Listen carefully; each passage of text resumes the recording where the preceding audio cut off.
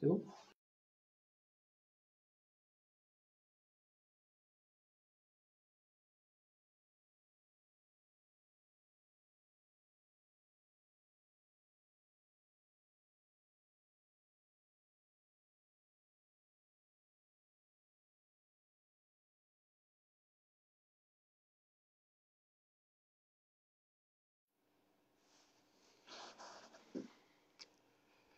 Bien, bonjour, bonjour à tous.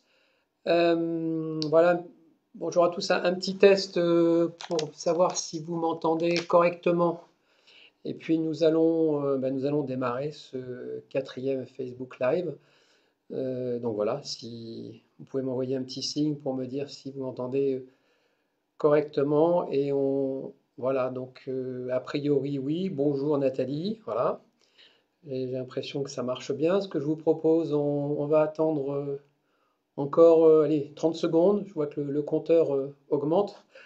Et puis on va, ok, on va attaquer. Très bien. Je vois que ça monte. 87, 94. Allez, on va attendre encore quelques instants de manière à ce que vous puissiez tous avoir avoir la même information, une information la plus précise possible. En tout cas, c'est ce que l'on souhaite au travers ces différents Facebook Live. Voilà, on est à une petite centaine. Allez, on va attendre encore quelques instants. Allez, on démarre dans 30 secondes.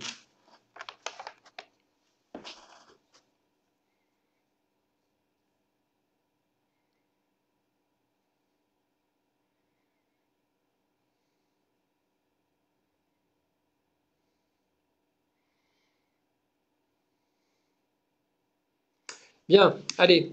Donc je disais bonjour à tous, bienvenue pour ce quatrième Facebook Live. Alors, on a vu il y a environ 3 semaines la fameuse prime des 1500 euros dont certains d'entre vous bénéficient déjà. On a parlé aussi du chômage partiel, on a parlé la semaine dernière de tout ce qui touchait les primes de la région. On va parler aujourd'hui d'un point important, puisque ce sont les aides dispensées par l'URSSAF, pardon, notamment si vous êtes travailleur indépendant. Alors, ce que je vais qualifier de travailleur indépendant dans mon propos, ce sont des commerçants, des artisans, des professions libérales et des micro-entrepreneurs, micro-entrepreneuses. Voilà, donc vous allez être concernés par ces aides.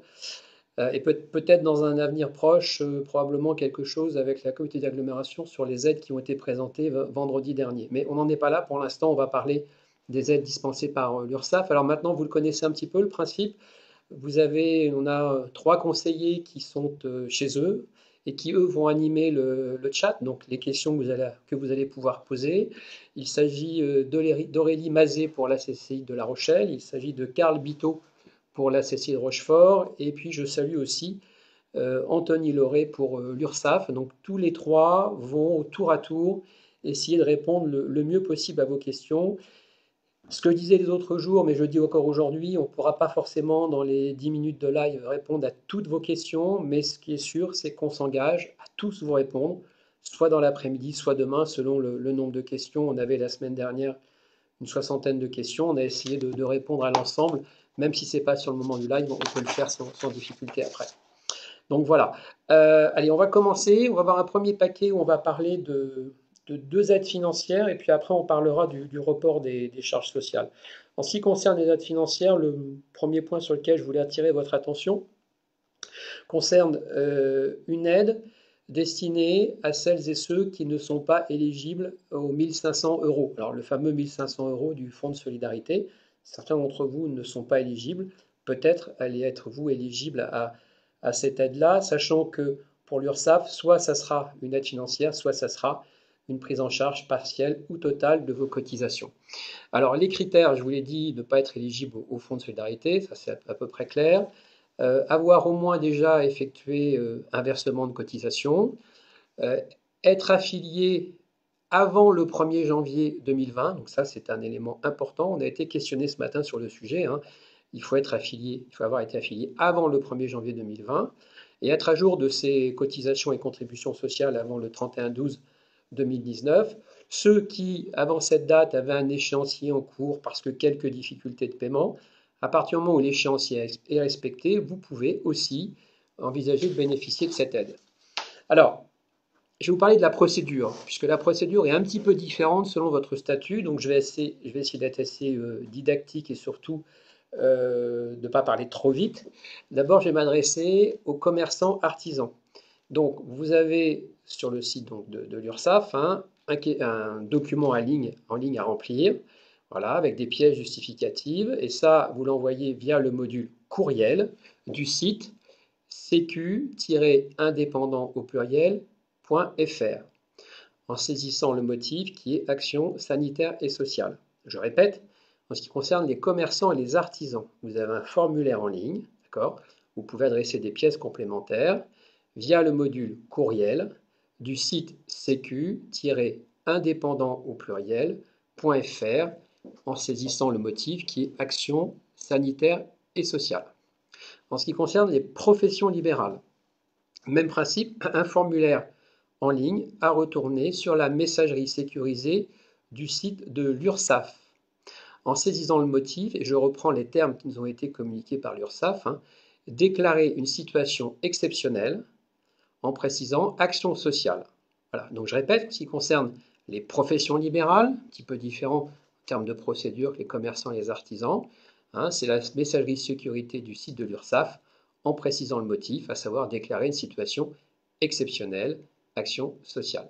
Ça, ce sont pour les professions libérales. En ce qui concerne les auto-entrepreneurs, toujours le même principe, un formulaire à retourner, cette fois-ci via le module de messagerie sécurisée du site auto-entrepreneur.ursaf.fr avec toujours le motif « Je rencontre des difficultés de paiement, demande des délais de paiement ».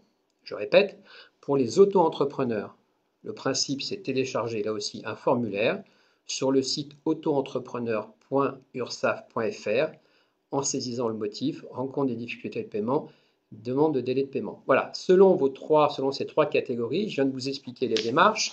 Alors, comment ça se passe maintenant? On avait une question ce matin, on a une question de Sonia à Rochefort qui nous dit, oui, mais ok, je fais une demande, mais qu'est-ce qui se passe après? Quel est le montant? Alors, à partir de là, un agent de l'URSSAF va prendre contact avec vous, soit par mail, soit par téléphone, et va étudier votre demande. Et la décision de l'URSSAF se fait au cas par cas. Donc, on n'est pas dans un système de plafond, comme on le verra tout à l'heure sur un autre aspect financier ou comme on l'a vu dans d'autres lives. Non, là, c'est au cas par cas, l'URSSAF qui prendra une décision. Votre dossier va être étudié et vous allez être informé rapidement par courriel de l'acceptation ou de rejet de votre demande. Donc voilà, et on est bien sur un principe de cas par cas pour ce première aide financière. La deuxième, elle a fait un peu l'actualité la semaine dernière, puisqu'elle a été décidée par le Conseil de la protection sociale des travailleurs indépendants. Alors, cette aide grosso modo, concerne là aussi les commerçants, les artisans, les conjoints collaborateurs, conjoints collaboratrices relevant du régime complémentaire des indépendants, ainsi que les micro-entreprises. Donc, grosso modo, on est sur les mêmes catégories que tout à l'heure, si ce n'est que celle-ci est cumulable avec l'aide des 1 500 € du Fonds de solidarité. Donc ça, c'est un élément important. On est sur des travailleurs indépendants, toujours, je viens de les citer, mais autant la première aide ne pouvait pas être sollicitée si vous aviez eu les 1 500 €, autant celle-ci peut l'être avec les 1 500 € du Fonds de solidarité. Donc, quelles sont les conditions? La condition, c'est relever du régime complémentaire des indépendants et être immatriculé avant le 1er janvier 2019. Alors, pourquoi avant le 1er janvier 2019? Eh bien, vous allez très vite comprendre. Parce qu'en fait, cette aide qui va être plafonnée, on le verra, en fait, correspond à un montant de cotisation retraite complémentaire versé sur les revenus 2018. Grosso modo, la retraite complémentaire versée sur le revenu 2008 représente à peu près 10% des cotisations annuelles. Et cette aide sera plafonnée à hauteur de 1 250 €. Voilà. Donc, on est sur une aide qui est basée sur les montants versés en 2018 de retraite complémentaire des indépendants, grosso modo 10% de ce montant des cotisations annuelles avec un plafond de 1 250 €. Alors, Jean-Claude de Maran, qui a eu connaissance la semaine dernière, parce qu'il y a eu un communiqué de presse qui a été envoyé nous demande, pardon, comment sera versée cette aide et quelles sont les démarches. Alors, vous n'avez strictement rien à faire. Cette aide sera versée automatiquement à fin avril. Donc, vous n'avez pas de démarche particulière à faire, contrairement à ce qu'on a vu tout à l'heure pour la première aide financière. Et puis, on a aussi, alors je lis, j'avais une Nathalie de l'Agérie qui, elle, est immatriculée depuis mars 2019.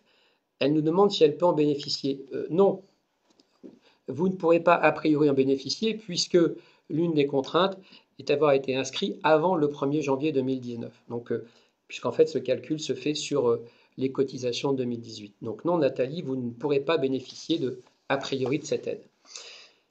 Donc voilà les deux aides dont on va parler maintenant du report de charge, mais voilà les deux aides dont je voulais vous parler. La première, vous l'avez bien. Alors, grosso modo, hein, on est toujours sur la même cible, des commerçants, des artisans, des conjoints collaborateurs, conjoints collaboratrices, des professions libérales, des micro-entrepreneurs, donc auto-entrepreneurs. La première est destinée uniquement à ceux qui n'ont pas eu les 1500 euros. Donc, si vous avez eu ces 1500 euros, ne perdez pas de temps là-dessus. Par contre, si vous ne les avez pas eu, moi je vous conseille de flécher cette aide-là et on vous a expliqué selon votre statut quels étaient les différents formulaires à remplir.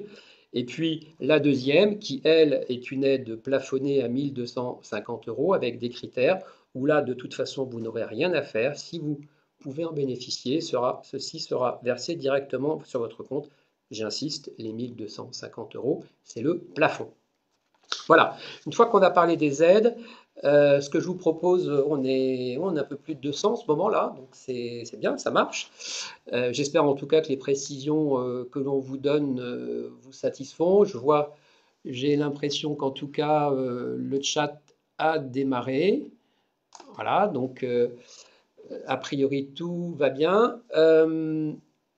Je voudrais maintenant aborder un autre point qui est le report des charges sociales. Alors, et là, je m'adresse pratiquement aux mêmes catégories que celles que j'ai citées tout à l'heure. Concernant les charges sociales, qu'est-ce qui s'est passé en tout cas jusqu'à présent? Les échéances mensuelles du 20 mars et du 5 avril, vous avez pu le constater, n'ont pas été prélevées. Ça, c'est le premier point. Et l'échéance mensuelle du 20 avril ne sera pas prélevée. Donc ça, c'est le premier point.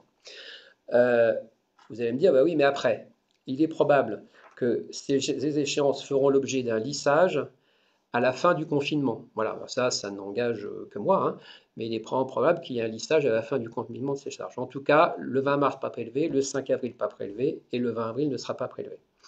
On a eu une question hier de Jean-Pierre qui est à Saintes et qui nous dit je verse mes cotisations trimestriellement, comment ça se passe? Alors, le même principe, c'est-à-dire que ce que je viens d'aborder concernait les gens qui étaient mensualisés. En ce qui concerne les gens qui seront au trimestre, eh bien, l'échéance du 5 mai prochain ne sera pas prélevée. Là aussi, il y aura ensuite un lissage des différentes cotisations sur le 3e et le 4e trimestre.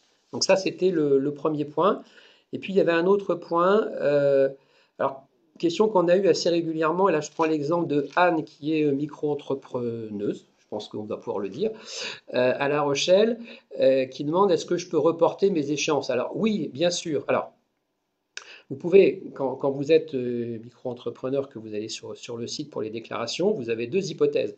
Soit vous ne déclarez pas de chiffre d'affaires et automatiquement vous n'aurez pas de calcul de charge, soit vous déclarez du chiffre d'affaires. Par contre, vous refusez le télépaiement. Et dans ce cas-là, il n'y aura pas de prise en compte de ces charges. Donc je répète, hein, soit vous ne déclarez pas de chiffre et vous n'aurez pas de charge, soit vous déclarez du chiffre mais vous ne procédez pas au télépaiement et donc vous n'aurez pas de paiement de charge. Ce qui est sûr aussi, c'est que de toute façon, et ça nous a été clairement précisé, il n'y aura aucune majoration d'appliquer pour celles et ceux qui ont demandé ou ont fait un report de charge, ce qui paraît à peu près évident. Un message aussi qu'a souhaité nous faire passer l'URSSAF, et donc je vous le transmets, c'est que eh bien, vous avez de toute façon aussi toujours la possibilité en ligne eh bien, de moduler votre revenu estimatif. Hein. Le fait de moduler votre revenu estimatif pour 2020 va vous permettre aussi de payer des cotisations au plus proche de la réalité. Donc ça, c'était un élément important qu'on souhaitait vous donner. Voilà, si je résume en quelques mots cette intervention, je vois que je continue, voilà, je vois que le chat CCI fonctionne. Donc vous allez pouvoir de toute façon, ça c'est sûr, vous allez pouvoir de toute façon continuer à poser vos questions et on va continuer à vous répondre sur le live direct avec les trois collaborateurs qui sont avec nous.